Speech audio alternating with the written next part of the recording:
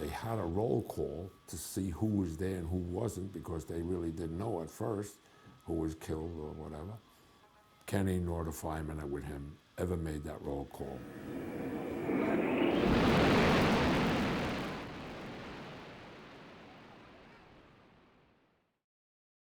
He was baptized in Our Lady of Hope Church, and he was the first child ever baptized in that parish. He attended grade school there, was an altar boy. He came on to the New York City Fire Department, and he was working on 9/11 in downtown Brooklyn. I was very lucky and blessed because the morning he went to work that day, he had to borrow a car from us. So that morning I was home all alone. We sat in the car and spoke a few minutes. And as I said to always would say to him, to be careful at work. And he said, fine. And I, at that time, was painting the inside of this house. And typical Kenny, he said, listen, on my way home tonight, I'm going to stop and help you paint. And I never would dream that when we parted in 2 hours, he would be murdered.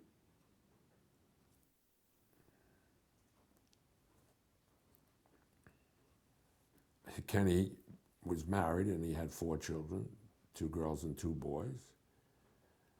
The youngest was a boy, and he's named Kenneth.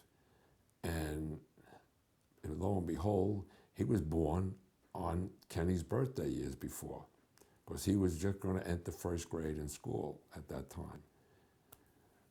This picture was taken on my son Kenny and grandson Kenny's birthday, their mutual birthday, June 27th, 2001, his last birthday.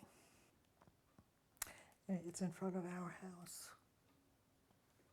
Nothing was found. Our families that were killed there are all over probably downtown Manhattan, into sewers, into the river. And they weren't wrapped in a white cloth and put into the ocean. I was happy to hear what happened and that they killed him. I mean, he had 1 shot in the head. The people that died, they had a horrible death.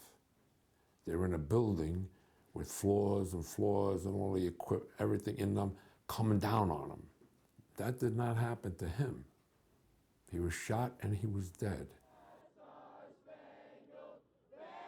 For the people that were in the streets celebrating, you know, I felt a little strange about that.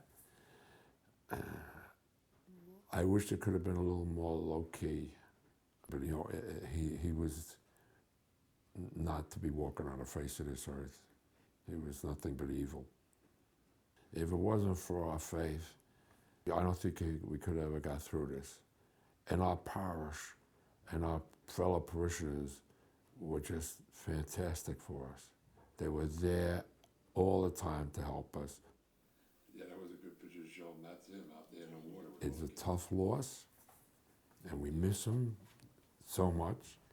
If God would have came down years ago and called to us and said to us, I will give you a boy, but you will only have him for 41 years.